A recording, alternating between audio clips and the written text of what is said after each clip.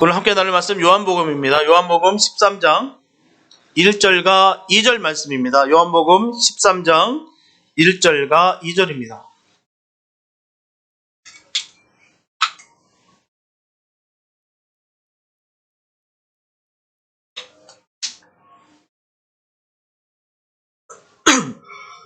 요한복음 13장 1절과 2절 말씀입니다. 주님의 귀한 말씀 봉독해 올립니다. 6월절 전에 예수께서 자기가 세상을 떠나 아버지께로 돌아가실 때가 이른 줄 아시고 세상에 있는 자기 사람들을 사랑하시되 끝까지 사랑하시니라. 마귀가 벌써 시몬의 아들 가룟 유다의 마음에 예수를 팔려는 생각을 넣었더니. 아멘. 이 시대를 살아가면서 우리가 정말 생각지도 못한 그런 시간을 우리가 보내고 있습니다.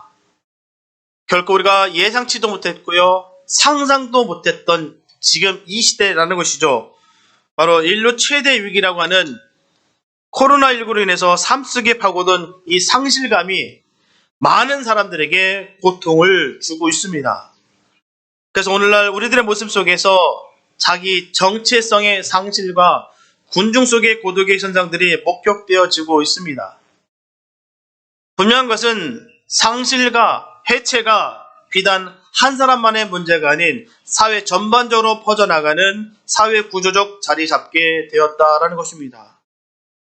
예측할 수 없는 경제 불황으로 우울감은 점점 과중되고 있고요, 연쇄적으로 사업들이 도산하고 있는 사회 구조 속에서 젊은 청년들은 자신의 꿈을 상실하고 있습니다.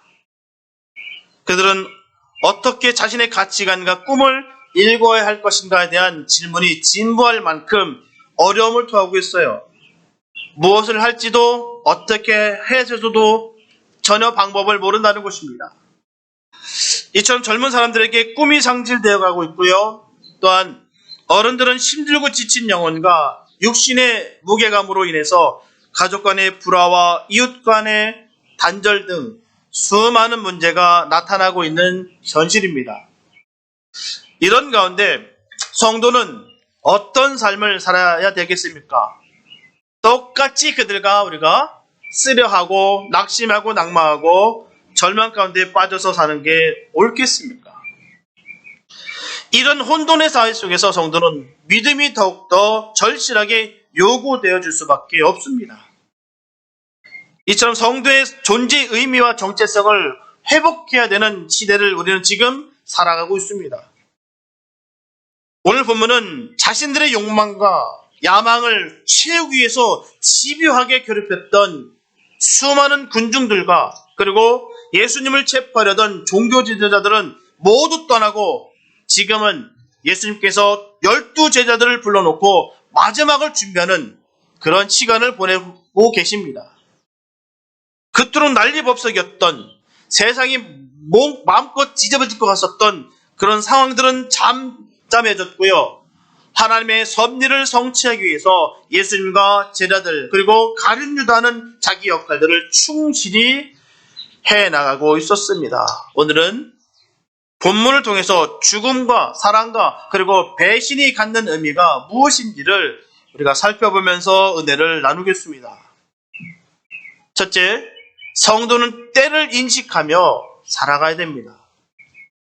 본문 1절 전반부에 보면 6월절 전에 예수께서 자기가 세상을 떠나 아버지께로 돌아가실 때가 이른 줄 아시고 라고 말씀하고 있어요. 여기서 세상을 떠나 아버지께로 돌아가실 때라고 하는 것은 인간적인 표현으로 말하자면 죽음을 뜻하는 것입니다. 세상을 떠나 아버지께로 돌아갈 때, 사실 자기가 죽을 때를 미리 아는 사람은 없습니다. 몇 날 며칠 몇 시에 나는 운명할 것이다 라고 아는 사람은 없다는 것이죠. 그러나 하나님의 아들이신 예수님께서는 자신의 죽음이 가까워지고 있음을 분명히 알고 계셨어요. 하지만 예수님의 죽음은 일반의 죽음과 다르다는 것입니다. 구속사적인 죽음이기 때문에 너무나도 특별한 의미를 가지고 있어요. 반드시 십자가에 달려 돌아가셔야 된다는 그 전제 조건이 있다는 것입니다. 성자 하나님 되시기 때문에 하늘로 곧바로 승천할 수도 있으십니다. 그러나 그런 것이 아니다는 것이죠. 왜요? 반드시 온 인류의 죄값을 주님께서 지불해 주셔야 되기 때문입니다. 화목제물이 되시기 위해서 성육신 하셔서 이 땅에 오신 것입니다. 그렇지 않으면 우리 주님께서 오실 이유가 전혀 없어요. 쉬운 방법을 선택하지 않으시고 공의를 지키셨다는 것이 얼마나 감사한지요. 그냥 내가 공생애 동안 보니 이 인간들 못 쓰겠다. 변화될 조짐이 하나도 안 보였다. 이 인간들 그냥 두고 떠나자. 이 지구가 어떻게든 말든 난 상관없다. 그냥 쉬운 방법으로 하자라고 주님이 그렇게 마음 먹으시고 그냥 승천하셨다고 한다면 우리에게는 비극입니다. 저주예요. 그러나 주님은 그렇지 아니하시고 공의를 지키셨습니다. 얼마나 감사한지요. 그래서 메시아 사역의 이 십자가의 죽음이라는 것은 그 사역의 절정을 의미하는 것입니다. 또한 대속적 희생을 의미하는 것이고요. 부활의 과정임을 의미하는 것이며 로고스로서의 환환을 의미하는 복된 죽음입니다. 이처럼 주님께서는 죽음의 날이 언제인지를 아시고 준비를 하셨어요.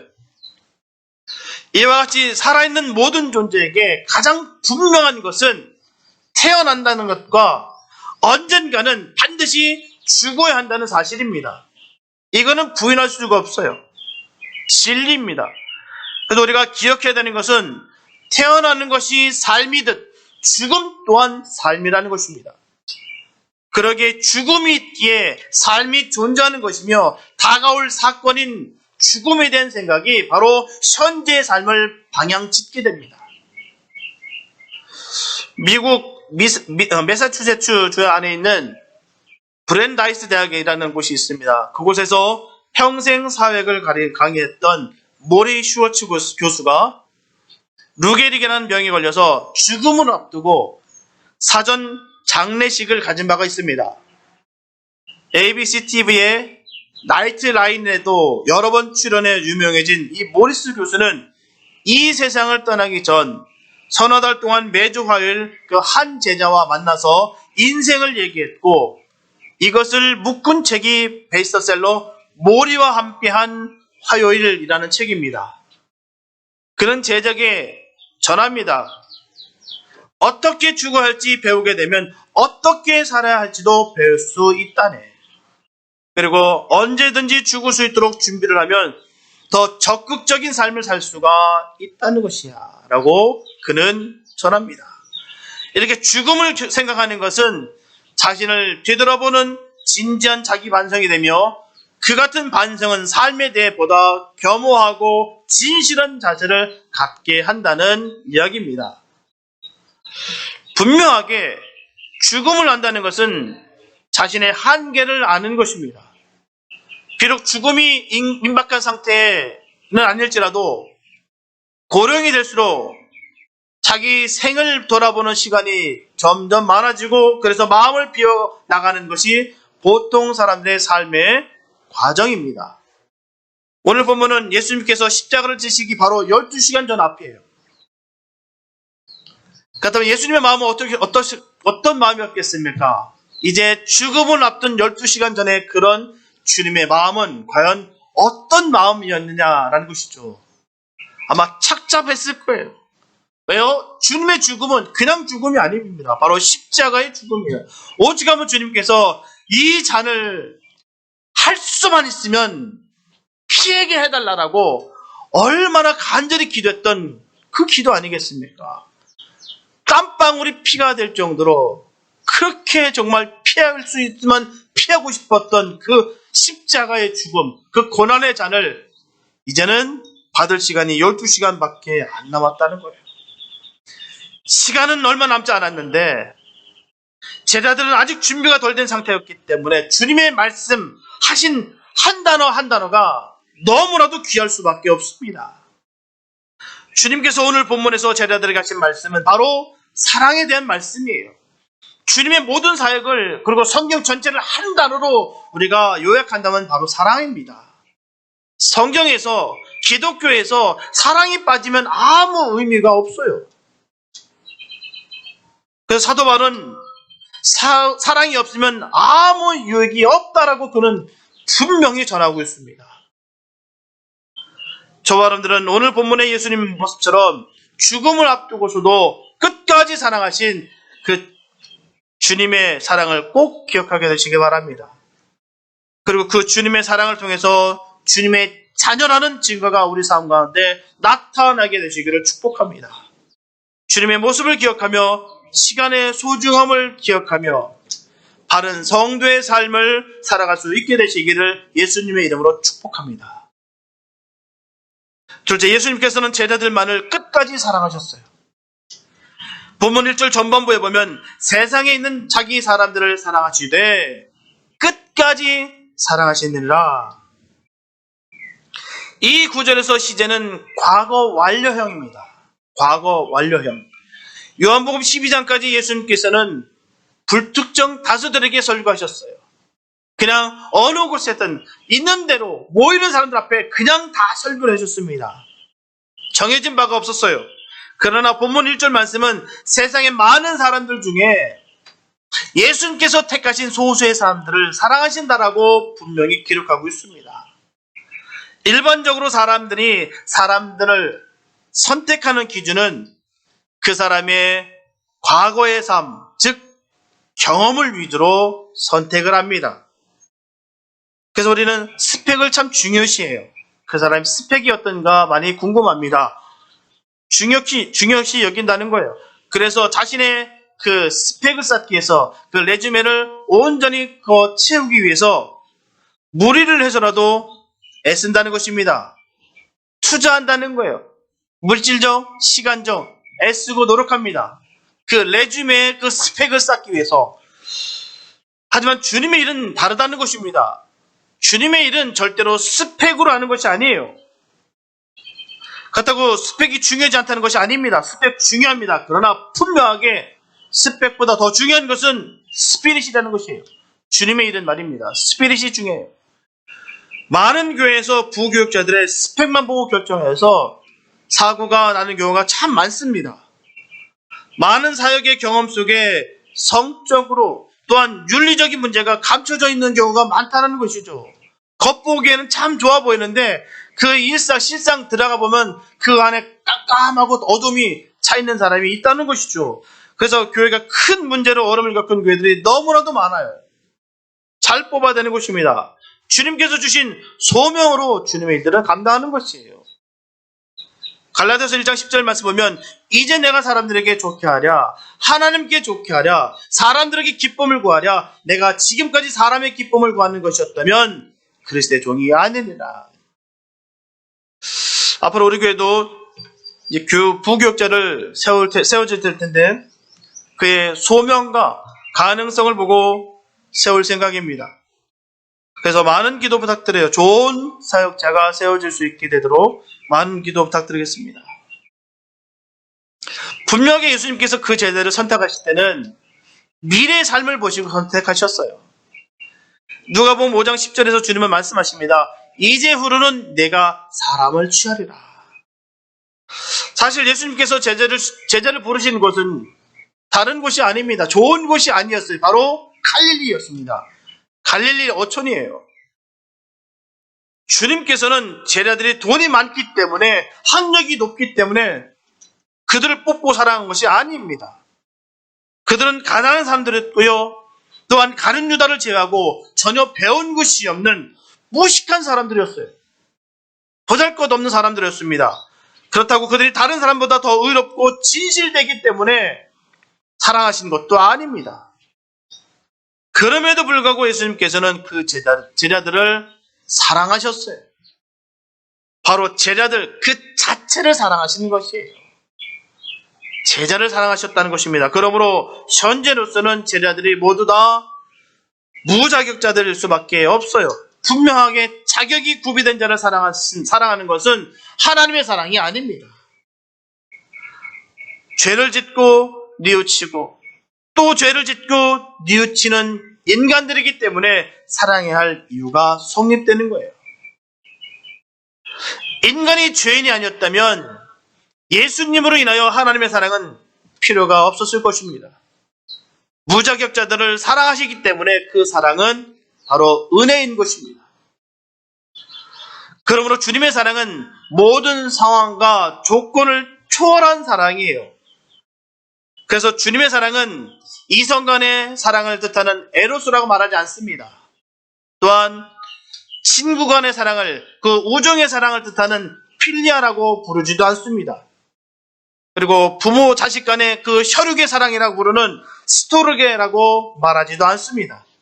바로 절대적인 사랑을 뜻하고 한없이 끝없이 자비로운 사랑으로 무조건적으로 일방적인 사랑을 가리키는 바로 아가페라고 말하는 것입니다. 이게 바로 하나님의 사랑이에요. 우리 교회 이름이 뭡니까? 사랑의 선교교회입니다. 사랑의 선교교회. 이 사랑이 과연 무슨 사랑이겠습니까? 에로스인가요? 필리아인가요? 스토로게인가요? 아가페의 사랑입니다. 하나님의 사랑으로 선교하고 전도하고 복음을 전하고 나누는, 섬기는 그런 교회가 우리 교회입니다. 우리 교회가 그런 이름값 하는 복된 교회 되시기를 축복합니다. 주님의 마음을 품고 행하는 교회가 되기를 원합니다.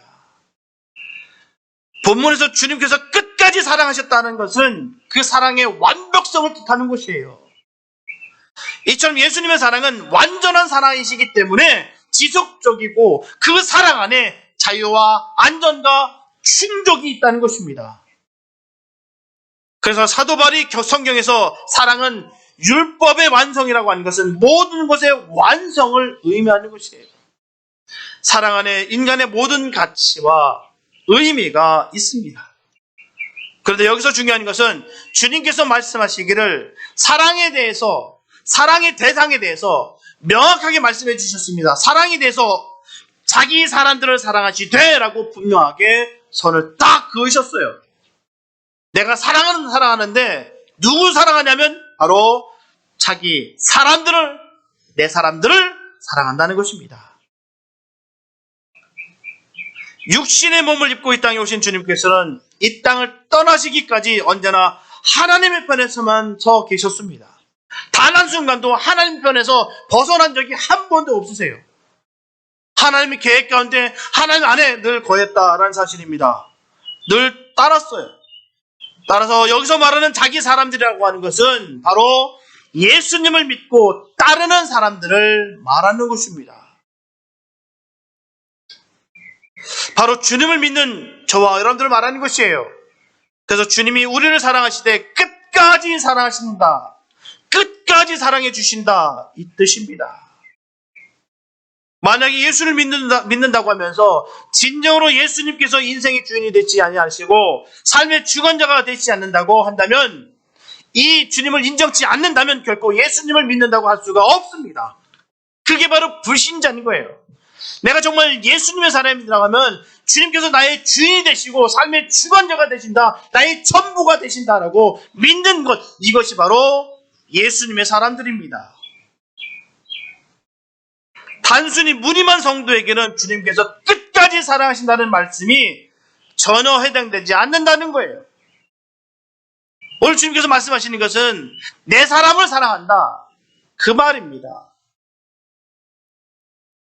분명한 것은 예수님의 사람들은 결코 거짓말을 하거나 분열시키거나 타당을 짓기를 하지 않습니다. 자기들의 목적과 목표를 위해서는 수시로 진리를 부정하지 않습니다. 목에 칼이 들어와도 진리를 부정하지 않는다는 거예요. 하나님께서 사랑하시는 예수님의 사람들은 주님의 사랑으로 사람들의 막힌 담을 허물고 하나님 안에서 하나 되게 한다는 것입니다. 그리고 이 세상의 어둠을 물리치고 생명의 빛으로 세상을 밝히는 사람들입니다. 온전히 주님 편에 서서 정함 있는 믿음을 지킬 때 주님은 우리를 사랑하시되 끝까지 사랑해 주실 줄로 믿습니다. 저와 여러분들이 그런 예수님의 사람들이 되시기를 예수님의 이름으로 축복합니다. 셋째, 누구나 가룟 유다가 될 수 있음을 경계해야 돼요. 본문 2절에 보면 마귀가 벌써 시몬의 아들 가룟 유다의 마음에 예수를 팔려는 생각을 넣었더니 라고 말씀하고 있어요. 이 말씀을 언뜻 보게 되면 마귀가 가룟 유다에게 예수를 은 30에 팔려는 생각을 넣었기 때문에 가룟 유다의 의지와 생각과 전혀 상관없이 예수를 팔 수밖에 없었던 것처럼 생각할 수도 있습니다. 언뜻 보기에는요. 철저하게 가룟 유다는 마귀에게 이용을 당했지만 결국 하나님의 구속 계획인 십자가 사건이 이루어졌기 때문에 그도 귀하게 쓰임받은 것으로 착각하기 쉽다는 거예요.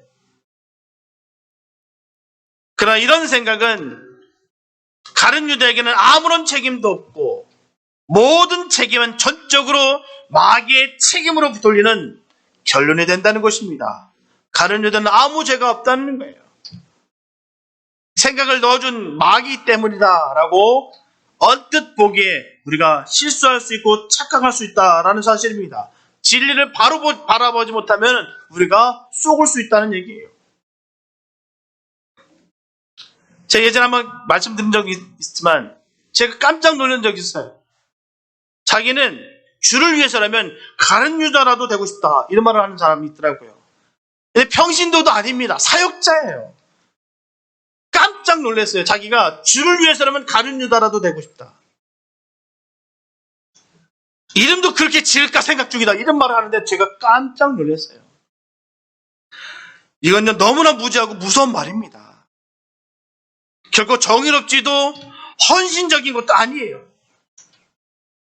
성경에서 이름이라고 하는 것은요, 원어적인 의미가 아닌 성경이 전하는 영적인 이름의 의미가 분명히 있습니다.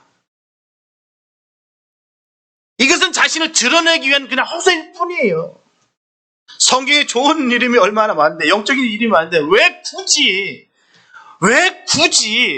영적으로 분명히 악한 것이다라고 결론 내린 그 이름을 받아 쓴나 말입니다. 좋은 이름들이 얼마나 많고 하나님께 헌신하고 하자는 그런 좋은 의미의 그런 이름들이 얼마나 많은데 왜 굳이 영적으로 악한 이름을 들어서 쓰려고 하느냐 말입니다. 허세일 뿐이다라는 것이죠. 가룟 유다의 그 이름은요, 가장 저주스러운 이름입니다. 성경에 수많은 저주스러운 이름들 많습니다. 그 중에서도 갑 중에 갑일 거예요. 절대로 그는 피해자도 희생자도 아닙니다. 단순히 마귀 유혹에 넘어간 것이에요. 마귀에게 영혼을 팔리고 시험에 든 사람일 뿐이다라는 것입니다. 그는 훌륭한 사람이 아니에요. 무언가 주님의 큰 일을 한 사람이 아닙니다. 우리가 명확하게 이 부분에 대해서 알고 넘어가야 됩니다.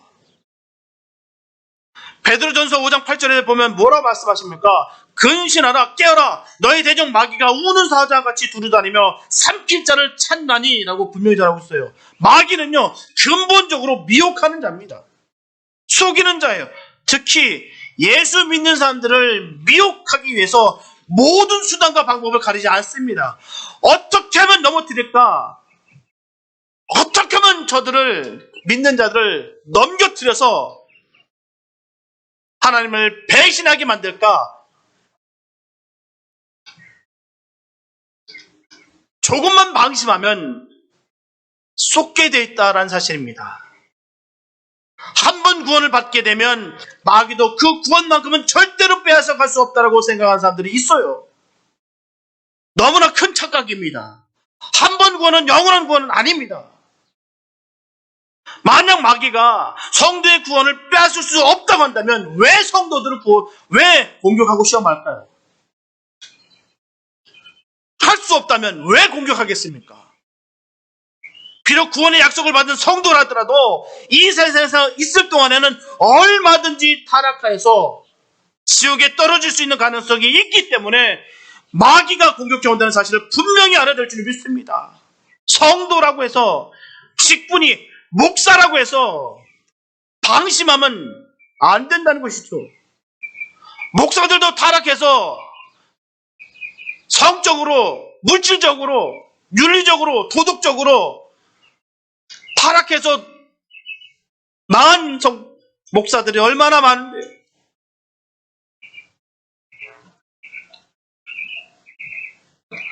죄를 지어도 아무 문제가 발생되지 않는 것은요, 죄송합니다, 마귀의 밥 됐다는 증거입니다. 그거는 자랑할 것이 아니에요. 나는 죄를 져도 야, 나는 아무 일도 없더라, 자랑할 것이 아닙니다. 나는 특별하기 때문에 괜찮다는 생각 버리시기 바랍니다. 그건 교만이에요. 사단은 주님의 자녀들을 반드시 공격하게 되어 있습니다. 왜요? 하나님의 자녀이기 때문에. 어떻게든 그 영은 변질시키고 타락하게 만들어서 다시 사단의 밥을 만드는 거예요. 고린도후서 11장 3절에 보면 뱀이 그 관계로 이와를 미혹해 한 것 같이 너희 마음이 그리스도를 향하는 진실함과 깨끗함에서 떠나 부패할까 두려워하노라. 마귀는 아담과 하와를 속였어요. 뿐만 아니라 누구까지 속입니까? 누구까지 미혹합니까? 바로 예수님까지도 시험을 했어요. 예수님까지도 말입니다. 예수님께서 공생애를 시작하시기 전 광야에서 40일 동안 금식하시며 기도하실 때 마귀가 나타나서 예수님을 3가지로 시험합니다. 미혹했어요. 유혹합니다. 첫째, 돌들에게 명하여 떡덩이가 되게 해보라고 유혹합니다. 둘째, 성전 꼭대기에서 뛰어내려보라고 그렇게 유혹했어요. 셋째, 자기에게 경배하기만 하면 온 세계 만국을 다 주리라 유혹했습니다. 마귀가 시험할 때 주님께서 하신 말씀들이 뭡니까? 사람이 떡으로만 살 것이 아니요 하나님의 입으로 나오는 모든 말씀으로 살 것이라. 주 너희 하나님을 시험치 말라. 주 너희 하나님께 경배하고 다만 그를 섬기라. 이렇게 마귀에게 꾸짖으시면서 주님 말씀하셨습니다. 이처럼 마귀는 예수 믿는 사람들에게 유혹하기 위해서 건드린다는 것은 바로 자기 중심적인 마음이라는 거예요. 그들을 유혹하기 위해서 마귀는 이 부분을 건드린다는 사실입니다. 자기 중심적인 마음, 또한 이기적인 마음이라는 거예요. 그리고 헛된 명예와 욕망을 좋아하는 마음입니다. 또한 세상의 것들을 우상으로 섬겨 삶의 목적으로 삼는 마음이에요. 이렇게 마귀는 이런 마음을 통해서 사단의 생각을 심어줍니다. 다른 것이 아니에요. 이런 마음들을 통해서 마귀의 생각을 심어준다는 거예요. 그렇기 때문에 믿는 성도에게 당연히 시험과 유혹이 있다는 사실을 결코 잊어서는 안 됩니다. 반드시 있게 되어 있어요. 사단의 생각을 성도들에게 끊임없이 심어줍니다. 성도라면요, 이 사단이 계속해서 끊임없이 사단의 마음을 심어줘요. 계속해서 말입니다. 그 생각을 받아들이거나 거부하거나 이것은 전적으로 바로 성도의 책임입니다. 내가 사단의 생각을 받아들이거나 내가 거부하거나. 그래서 예수로 무장되어야 될 줄 믿습니다. 예수로 무장되어야 되는 거예요. 성령 충만해야 되는 것입니다. 그래서 아무리 시험과 유혹과 미혹이 있다 할지라도 거부해야 될 줄 믿습니다. 시험에 넘어갔기 때문에 사단에게 지배를 당하는 것이고요, 사단의 밥이 된 것입니다. 결코 사단에게 책임을 넘길 수 있는 일이 아닙니다. 사실 가룟 유다는 다른 11제자들이 북쪽 갈릴리 사람인들에 비해 홀로 남쪽 가룟 사람이었어요. 그런 이 공동체에서, 이 제자 공동체에서 언제나 이질적인 존재였습니다. 그는 배운 사람이었어요. 다른 제자에 비해서 특별한 존재였습니다. 그러니 그가 항상 갖고 있는 생각이 너희들과 나는 달라. 너희들과 나는 달라. 이 생각이 너무나도 무서운 생각입니다. 넌 나랑 달라. 그래도 처음에는 예수님을 메시아로 믿고 따랐으며 예수님의 제자입니다. 12명의 제자예요. 뽑힌 제자입니다. 하지만 그가 예수님을 따른 목적은 예수를 통하여 얻을 것으로 기대했던 권력이나 재화였을 것입니다. 요한복음 12장 4절에서 6절 말씀에서 분명히 전하고 있듯이 제자 중 하나로서 예수를 잡아줄 가룟 유다가 말하되 이 향유를 어찌하여 300데나리온에 팔아 가난한 자들에게 주지 아니하였느냐 하니 이렇게 말하면 가난한 자들을 생각함이 아니요 저는 도적이라 돈괴를 맞고 거기 넣는 것을 훔쳐가미러라. 3년 동안 예수님을 따른 결과 예수님과 자신들에 대한 주변 정세가 불리하게 돌아가는 것을 알게 되자 그는 그렇다면 재물만이라도 내가 챙기는 것이 옳다라고 생각한 것이에요. 그하고 갖고 있었던 모든 야망과 욕망이 깨지니 이제는 돈이라도 챙기자. 그겁니다. 내가 지금까지 믿고 있었던 함께 따랐던 사랑했던 이 관계를 내가 깨는 한이 있어도 돈이라도 챙기자. 내 삶에 풍족하기 위해서 돈이라도 챙기자. 그 마음을 품었다는 거예요.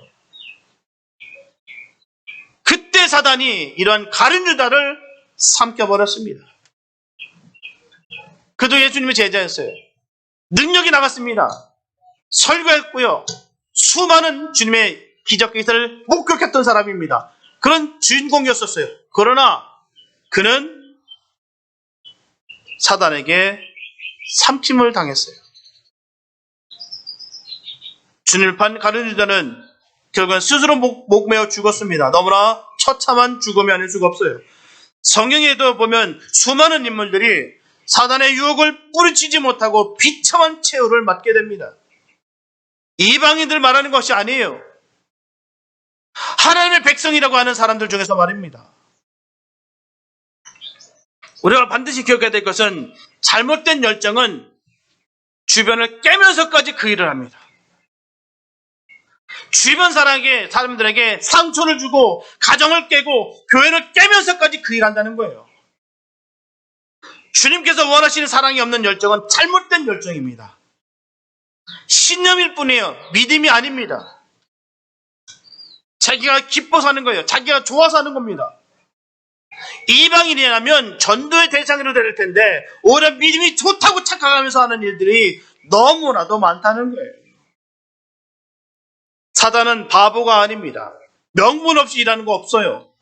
명확한 명분을 갖고서 합니다. 오히려 더 화려하고 그럴싸한 말로 포장하고 위장하여서 일을 한다는 것이요. 잘못된 열정의 사람들은 자신의 이름이 드러나지 않고 신실하게 하는 사역에는 관심이 별로 없습니다. 묵묵히 작은 일에 충성하지 않는다는 거예요. 진정으로 주님을 위한 열정은 자신의 이름은 온전히 감춰지고 오직 예수의 이름만 높임을 받기를 원한다는 사실입니다. 행여나 자신의 이름이 드러날까 봐 조심스럽다는 거예요. 민망히 여긴다는 것입니다. 분명한 것은 가룟 유다는 예수님의 제자였어요. 틀림없이 우리가 12명의 제자를 읽을 때마다 외울 때마다 읊을 때마다 마띠아보다는 가룟 유다를 항상 얘기합니다. 아마도 주님을 코내 몰아가면 그도요. 주님께서 생각을 돌이킬 줄 알았어요. 자기 뜻대로 안 되니까 야망으로 이끌려고 하는데 안 되니까 그는 예수님을 코너로 몰았습니다. 그렇게 해서 이스라엘의 임금이 될 것이다 라고 생각했어요. 자신의 정당성을 가지고 했을 것입니다. 내가 이렇게까지 하면 주님께서 생각을 돌이키셔서 내가 이스라엘을 내가 임금이 되겠다. 이 악한 세대를 내가 뭉개뜨리겠다라고 그는 여겼을 것입니다. 그렇게 정당성을 가졌어요. 이것이 이스라엘을 위한 자신의 희생이라고 생각했을 것입니다. 예수를 파는 것이 말이에요. 그러니 은 30을 다시 돌려준 거 아니겠습니까? 만약에 아니었으면 그 30 먹고 떨어졌겠죠. 결국 자신의 야망과 욕망과 용심이 그를 비참한 죽음으로 내몰게 된 것입니다. 그래서 가룟 유다와 더불어 사단의 유혹에 넘어져 성경에서 비참한 죽음을 맞은 사람들을 보면 겉으로는 모두 하나님을 믿는 사람들처럼 보입니다. 하지만 그들은 자기중심적인 이기적인 마음이었고요. 헛된 영광과 욕망을 사랑하는 사람 마음이었고요. 세상의 것들을 우상으로 섬겼던 마음들이었습니다. 그리고 그 마음을 버리지 못함으로 말미암아 사단의 도구가 되어서 너무나 치욕적인 삶을 살다가 마감하게 되었습니다. 그러므로 저와 여러분들은 언제나 선택해야 되는 순간이 있어요. 그 선택의 순간은 우리는 항상 하나님의 기쁨이 되는 삶을 선택해야 될 줄 믿습니다. 절대로 마귀가 좋아하는 삶을 살면 안 됩니다. 히브리서 11장 6절의 말씀 보면 믿음이 없이는 기쁘시게 못하나니 하나님께 나아가는 자는 반드시 그가 계신 것과 또한 그가 자기를 찾는 자들에게 상 주시는 이심을 믿어야 할지니라. 이렇게 믿음을 지키는 사람을 주님은 기뻐하시고 사랑하십니다. 그것도 끝까지 사랑하십니다. 우리 주님은 모두 믿음의 경주를 완주해서 생명의 면류관을 받게 되기를 너무나도 간절히 바라신다는 것입니다. 사랑하는 제자들을 지는 주님은 안타까운 마음으로 가룟 유다에게 전하십니다. 차라리 나지 아니하였다면 제게 좋을 뻔하였느니라. 얼마나 아프셨으면 이 말씀하셨을까요? 얼마나 그 제자를 바라보면서 아프셨으면 이 말씀을 하셨을까요? 네가 차라리 태어나지 않았으면 얼마나 좋았을까? 어차피 십자가 사건은 반드시 누군가에서 이뤄지게 되어 있습니다. 마귀에게 지배를 당한 그 누군가에 의해서 이루어질 것이다라는 사실입니다. 그런데 왜 네가 그 일을 했느냐? 왜 마귀에게 속아서 네가 왜 사단의 밥이 됐느냐? 얼마나 아프셨던지 주님께서 네가 차라리 태어나지 않았으면 얼마나 좋았을까? 네가 정말 이 땅에 없었으면 얼마나 좋았을까? 저와 여러분들도 어떤 환난과 핍박과 고난이 있다 할지라도 아니면 치명적인 유혹과 미혹이 있다 할지라도 절대 믿음을 버리지 마시고 온전히 믿음을 지켜 주님의 사랑을 받게 되시기를 축복합니다. 주님의 한량없는 사랑과 끝까지 사랑하시는 주님의 사랑을 누리시게 되시기를 축복합니다. 사랑하는 성도 여러분, 요한일서 4장 1절에 보면 사랑하는 자들아 영을 다 믿지 말고 오직 영들이 하나님께 속하였으나 시험하라. 많은 거짓 선지자가 세상에 나왔음이니라. 이렇게 사단이 공격해 오는 것은 이 세상에서는 결코 구원이 완성되지 않는다는 것을 증거하고 있습니다. 만약에 구원이 완성되었으면 더 이상 마귀의 공격은 없습니다. 없을 거예요. 구원이 완성됐는데 마귀가 왜 공격합니까? 끝난 상황인데요. 분명한 것은 절대로 신앙은 멈춰서는 것이 아닙니다. 계속해서 성화되어 가는 것이에요. 주님은 만나는 그날 완성되는 것입니다. 그래서 선줄로 생각하는 자는 넘어질까 조심하라. 분명히 성경은 말씀하고 있습니다. 우리는 예수를 닮아가는 목표를 가지고 살아가는 바로 예수님의 사람들입니다. 우리가 예수를 닮아가야 예수님의 제자가 될 수 있습니다. 사단이 좋아하는 마음을 온전히 다 버리시고 주님이 기뻐하시는 믿음을 잘 지켜 주님으로부터 받는 복을 받게 되시기를 축복합니다. 저와 여러분들은 주님의 사랑에 배신하지 아니하고 값없이 주신 하나님의 사랑에 헌신적으로 보답하는 예수님의 사람들 되시기를 예수님의 이름으로 축원합니다. 기도합니다.